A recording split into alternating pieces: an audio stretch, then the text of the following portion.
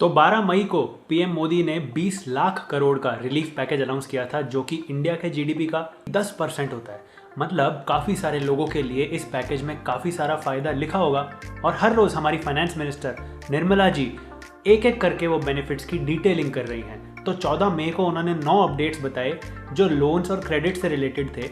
उसमें से एक अपडेट था मुद्रा लोन में इंटरेस्ट की छूट को लेकर। तो अगर आपके पास मुद्रा लोन है तो ये वीडियो आपके लिए बहुत ज़रूरी है। मैं आपको बताऊंगा कि वो छूट कैसे अवेल करनी है, कौन से टाइप के लोन के लिए वो छूट मिली है, और अगर आपके पास लोन नहीं है और आप चाहते हो कि इस डिफ़िकल्ट टाइम में कोई अनसिक्योर्ड कोलैटरल फ्री लोन आपको चाहिए और आप मुद्रा लोन लेने वाले हो, तो भी आपको पूरी जानकारी मैं दूँ। तो पहले मैं आपको मुद्रा लोन की जानकारी दे देता हूँ, उसके बाद मैं आपको बताऊँगा कि अपडेट क्या था फाइनेंस मिनिस्टर का और किन किन लोगों को कितना % लोन में छूट मिलने वाली है। तो मुद्रा लोन क्या है? मुद्रा लोन का ऑब्जेक्टिव है स्मॉल और मीडियम बिजनेसेस को सपोर्ट करना, उनको कोलैटरल फ्री लोन देना। जी हाँ, आपको ये लोन लेने के लिए कुछ भी गिरवी नहीं रखना है। और मुद्रा योजना लॉन्च करते समय फाइनेंस मिनिस्टर ने यह भी कहा था कि इसका की टारगेट रहेगा SC, ST, OBC वाले लोगों को लोन देना, ताकि वो अपना बिजनेस ग्रो कर पाएं या बिजनेस स्टार्ट कर पाएं।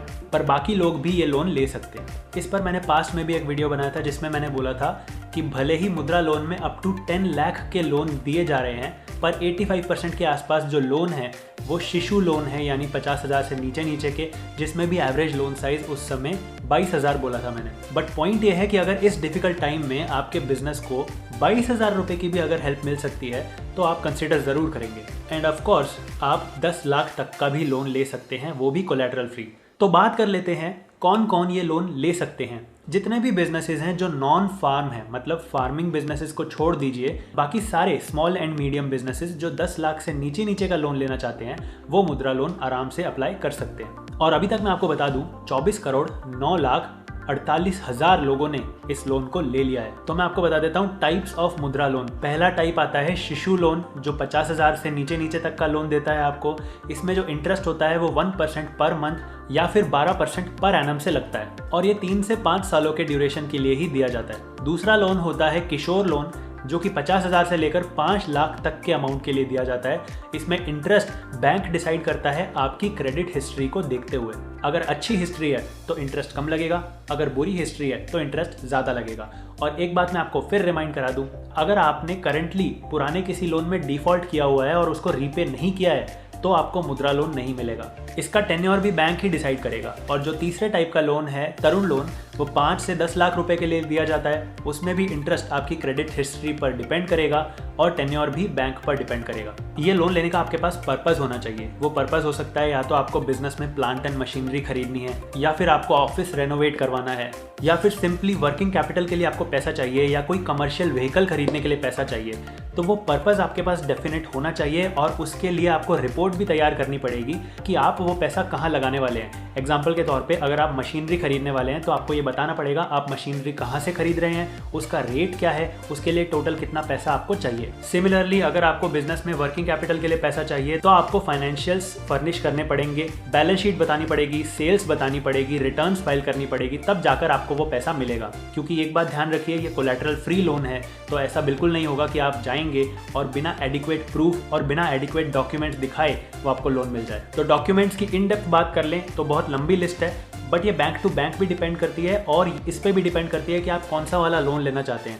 अगर आप किशोर या तरुण लेना चाहते हैं तो आपके ज़्यादा डॉक्यूमेंट लगेंगे, पर शिशु लोन आपको आसानी से मिल जाएगा। तो मैं एक बार सारों के डॉक्यूमेंट्स आपको बता देता हूँ।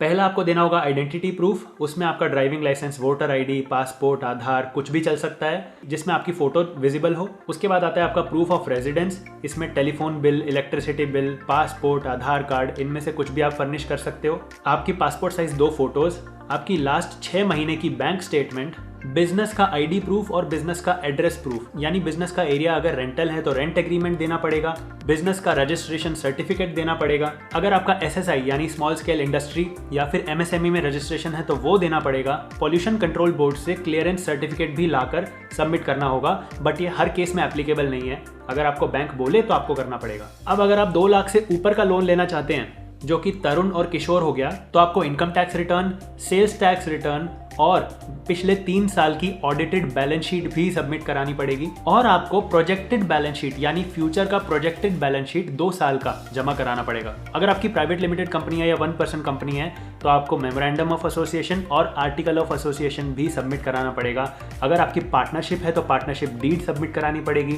गारंटर्स और प्रमोटर्स की असेट्स एंड लायबिलिटी स्टेटमेंट भी आपको फर्निश करानी पड़ेगी उनकी इनकम टैक्स रिटर्न के साथ। और जैसा कि मैंने आपको स्टार्टिंग में बताया था, इसका की टारगेट है SC ST और OBC वाले लोगों को लोन देना। तो अगर आपके पास उसका सर्टिफिकेट है तो आपको लोन दूसरों से जल्दी और हो सकता है दूसरों से ज़्यादा मिल सके।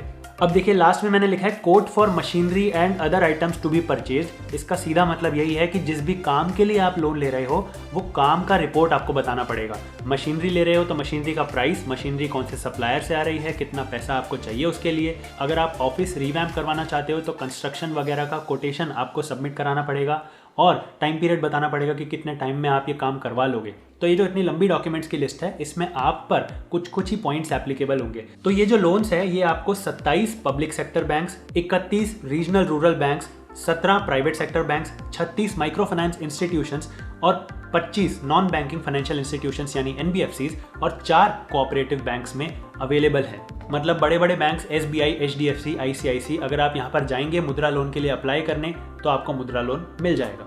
अब मैं बताता हूँ कि फाइनेंस मिनिस्टर ने कल वाले अनाउंसमेंट में क्या बेनिफिट बताया और वो किन के लिए एप्लीकेबल है। तो सबसे पहले ये सिर्फ शिशु लोन वाले लोगों के लिए ही एप्लीकेबल है जिन्होंने 50,000 तक का मुद्रा लोन ले रखा है। तो अब ध्यान से सुनिए, फाइनेंस मिनिस्टर ने बोला कि जब आपका 3 महीने का मॉरेटोरियम खत्म हो जाएगा और जब आप वापस से EMI देना स्टार्ट करेंगे तब से लेकर 12 महीनों तक आपको 2% की इंटरेस्ट में छूट मिलेगी। यानी अगर आपका 12% पे लोन चल रहा है तो आपको 10% देना पड़ेगा 12 महीनों के लिए। पर इसमें शर्त ये होगी कि आपको अपनी EMI टाइम पर देनी है। अगर टाइम पर नहीं देंगे तो वो छूट आपको नहीं मिलेगी। अब फाइनेंस मिनिस्टर का कहना ये है कि अज्यूमिंग, उन्होंने ये शब्द यूज करे थे कि अज्यूमिंग जितने भी लोगों ने शिशु लोन लिया है अगर उन्होंने 50,000 का ही लिया है तो उनको इससे बहुत ज्यादा फायदा होने वाला है। करीब 1500 करोड़ का इसमें बजट निकाला है। बट ये नंबर थोड़ा गलत है क्योंकि जैसे मैंने पुराने वीडियो में भी बोला था आपको कि 100% में से करीब 85% लोन्स तो सिर्फ शिशु लोन्स दिए गए और उसमें भी average loan size financial year 2019 में रहा था 27,000 रुपये, फाइनेंशियल ईयर 2018 में रहा था 22,000 रुपये और ये नंबर मुद्रा की वेबसाइट पर अवेलेबल है।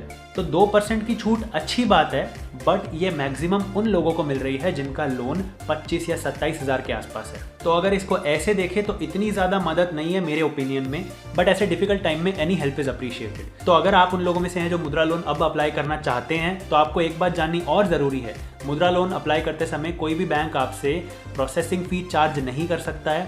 और अगर आप SBI की वेबसाइट पर देखेंगे तो शिशु लोन और किशोर लोन में कोई प्रोसेसिंग फ़ी नहीं है और तरुण लोन में 0.5% की प्रोसेसिंग फ़ी है। तो इतना तो चलेगा बट सारे बैंक्स को ये डायरेक्शंस हैं कि वो आपसे कोई हेफ्टी प्रोसेसिंग फ़ी चार्ज नहीं कर सकते। तो ये आपको ध्यान रखना है। दूसरा आपको ध्यान क्या रखना है कि ये लोन आपको 30 दिनों के अंदर अंदर मिल जाना चाहिए अगर आपके कागज़ पूरे हैं तो। अगर आपको बैंक लोन नहीं दे रहा है तो आप बैंक के खिलाफ कंप्लेन कर सकते हैं क्योंकि या तो बैंक को आपको ये बताना पड़ेगा कि आपके कागज़ पूरे नहीं है इसलिए आपका लोन रिजेक्ट हो रहा है, और अगर कागज़ पूरे हैं और फिर भी लोन पास नहीं हो रहा है तो 30 दिन के अंदर अंदर होना ज़रूरी है। तो आई होप आपको ये वीडियो पसंद आया होगा। अगर पसंद आया तो प्लीज़ लाइक करिए, हमें इससे मोटिवेशन मिलता है और वीडियोज़ बनाने का। और